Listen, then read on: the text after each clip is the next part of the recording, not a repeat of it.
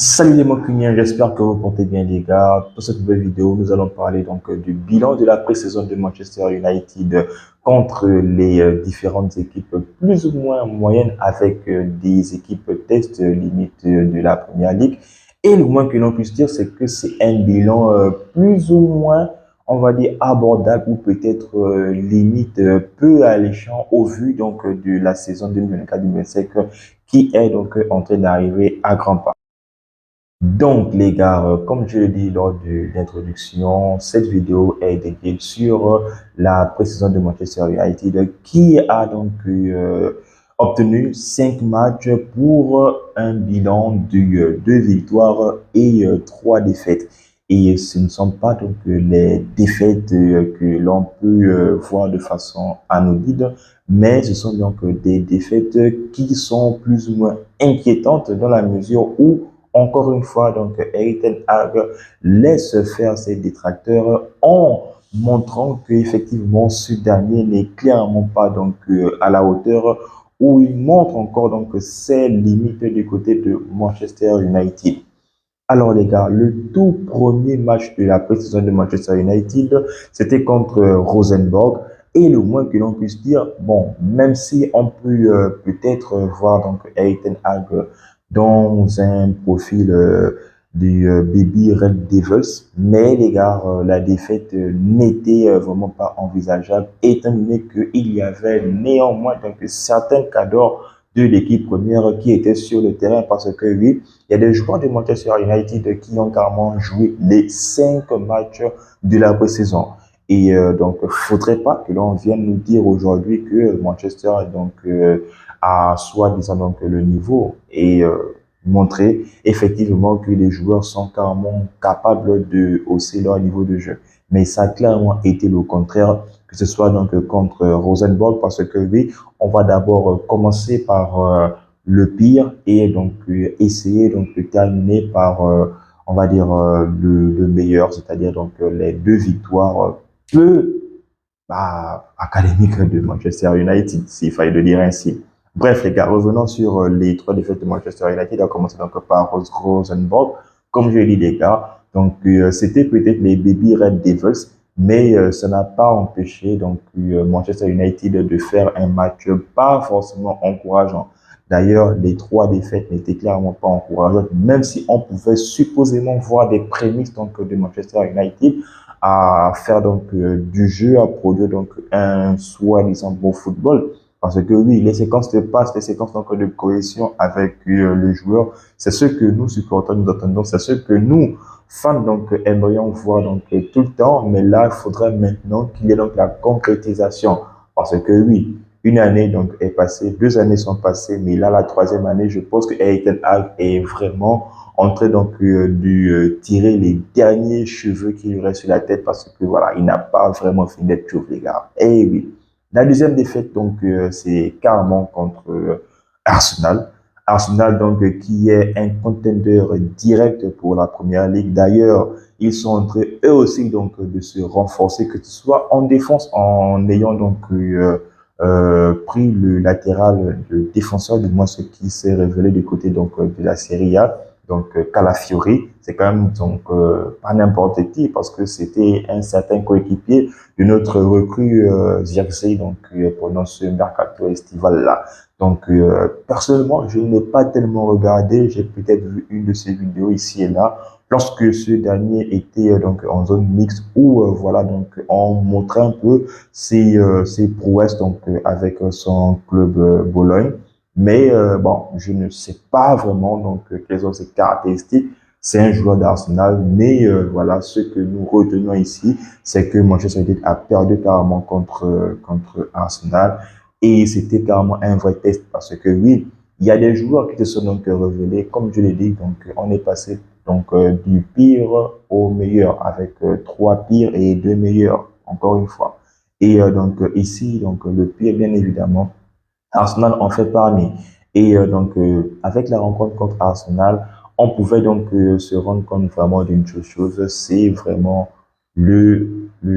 comment on va dire, le sens buté carrément de Eric Ten Hag qui pendant ouais, 4 matchs sur 5 a fait jouer carrément son gardien préféré, Onana. Et ça, très franchement, je faisais partie donc de ces joueurs-là qui voulaient évidemment que David De Gea puisse enfin quitter Manchester United, mais je ne m'attendais pas à ce qu'il n'y ait pas de concurrence.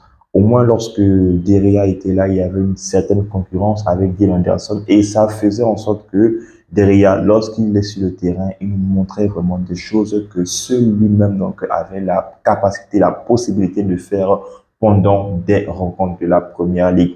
Arsenal nous a frappé et bon, ça se devrait tester directement parce que Arsenal, comme je le dis, c'est contender donc pour le titre de la Première Ligue et nous aussi, normalement, avec le mercato que nous faisons, nous devons aussi nous battre pour la Première Ligue, ou du moins donc les 3 premières places de la Première Ligue. Et donc le match que j'attendais donc le plus, c'est le match qui s'est déroulé hier, c'est-à-dire le match contre Liverpool. Et là, encore une fois, on s'est fait littéralement éclater.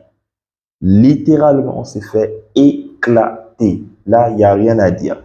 Peu importe donc, les fans que nous sommes, faut être objectif. On n'a clairement rien montré. Encore une fois, les phases de jeu donc de façon cohérente donc ont pu faire surface, mais ici, voilà, nous on en veut plus. Manchester United nous a habitués donc à gagner des trophées ici et là, mais on en a vraiment marre donc de se faire frapper. Et en plus de ça, donc notre rival principal nous frappe carrément comme il veut. Oui, donc on les a éliminés lors de la FA Cup avec un match spectaculaire 4-3. Mais aujourd'hui, du moins, donc, lorsqu'on a joué le dernier match donc, de préparation, ils ne se sont pas amusés. C'était peut-être donc presque le 11 titulaire donc, de Liverpool, mais nous aussi, nous avions donc nos cadres de Manchester United. Même si on a peut-être vu donc des soi-disant bonnes choses, parce que oui, on l'a quand même montré, mais le Liverpool a été clinique, a été très chirurgical. Liverpool n'a pas tergiversé lorsqu'ils étaient devant les goals. Et donc, c'est ce qui a vraiment manqué à Manchester United. Et ça, encore une fois, c'est quelque chose donc, de très alarmant, de très inquiétant. Parce que, comme je l'ai dit dans la dernière vidéo, c'est le match carrément donc, voilà, donc, je pense que tous les fans aimeraient regarder. Moi-même, donc, j'en faisais partie. Pourquoi, donc, je voulais absolument regarder ce match-là? Parce que, pour moi, c'est un match, donc, préparatif pour le match à venir qui est contre Manchester City. Donc, le 10 août. Voilà, donc, pour se battre pour le Community Shield. Donc, avec ce que nous avons vu là, avec donc les 3 défaites que Manchester a enregistrées lors de cette pré-saison-là, certes, ce n'est que la pré-saison, parce que je me souviens, il y a cela 2, 3 saisons par là, où Ole Gunnar Solskjaer était encore l'entraîneur de Manchester United. On avait gagné donc tous nos matchs, tous les matchs de la pré-saison, on avait gagné, mais derrière, on avait fait une saison calamiteuse. Là, donc, on a un bilan donc assez limite, bon, insuffisant, mais voilà, donc c'est très alarmant parce que Manchester City, eux, ils ont encore éclaté Chelsea et avec un triplé de Allen. Allen, apparemment, il aime bien marquer contre Manchester United et on ne veut pas ça. On veut donc que quand le championnat commence, on a au moins soulevé donc un énième titre. C'est forcément voilà quelque chose de bien et puis donc c'est que du bonheur et ça donne encore de la confiance à l'entraîneur. Voilà. Maintenant, pour revenir sur le meilleur, c'est 2 victoires, les victoires aussi qui sont, on va dire, bon, c'est pas quand même à négliger, mais parmi ces victoires-là, on compte donc les victoires contre les Glasgow Rangers, l'équipe donc écossaise, où il y a donc des joueurs qui sont illustrés, comme je le dis les gars, donc le pire a eu donc des mauvais sangs, donc des mauvais joueurs qui sont aussi illustrés, mais le meilleur, il y a eu beaucoup de joueurs qui ont donc montré leur talent et qui ont eux aussi leur pierre à l'édifice à aller poser lors de cette saison 2024-2025 là. Et parmi donc les joueurs qui ont donc ébloui carrément le grand Manchester United, nous en comptons donc bien évidemment Amad Diallo qui lors de cette pré-saison-là, Eric Ten Hag lui a fait confiance. Eric Ten Hag a clairement montré que effectivement il comptera sur lui.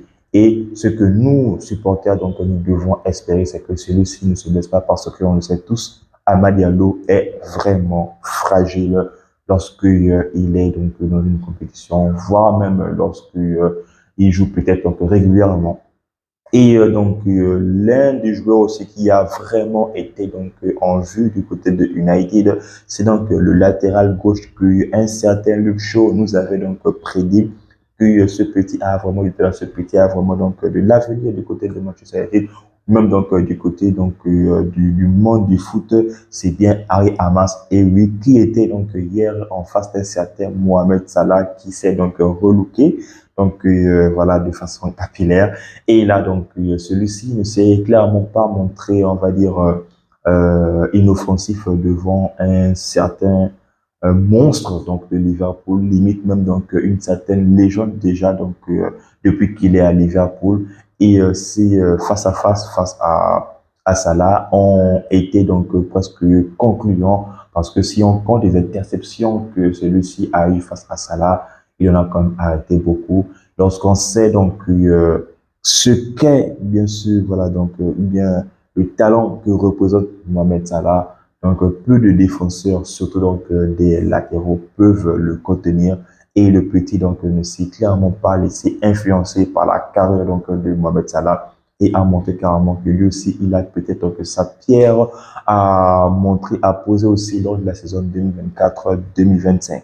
Et aussi donc au milieu de terrain, il y a donc un petit peut-être très surcoté, c'est donc le petit donc Toby Kobe Toby Coiler, voilà donc qui a pas mal donc fait parler de lui à Manchester United. Nous avons aussi le petit donc OD AD comment il s'appelle encore? Odeyele, Odeyele, voilà. Lui aussi, donc, qui pour moi m'a impressionné, surtout contre Glasgow, avec donc son jeu milieu de terrain. Il nous a vraiment montré que, voilà, effectivement, c'est un joueur sur qui pourrait compter, même si on le sait tous que le milieu de terrain commence à se densifier énormément. Et voilà, donc, encore une fois, on espère que Manchester United donc, ne perdra pas donc, un maximum de joueurs parce que oui, donc Manchester United pendant cette pré-saison-là a perdu donc Lenny Yoro, a perdu Rasmus Højlund, a encore perdu, il y a encore quel joueur que Manchester a perdu? Je pense que ce sont les joueurs donc principaux que Manchester United a eu à perdre lors de cette pré-saison-là. Et donc leur absence, c'est au moins pour 2 mois, voire bon, maximum 2 à 3 mois pour les deux joueurs. Ce qui est sûr et certain, c'est que on les reverra donc que d'ici novembre. Voilà, donc Manchester United a vraiment, euh, comment on va dire ça?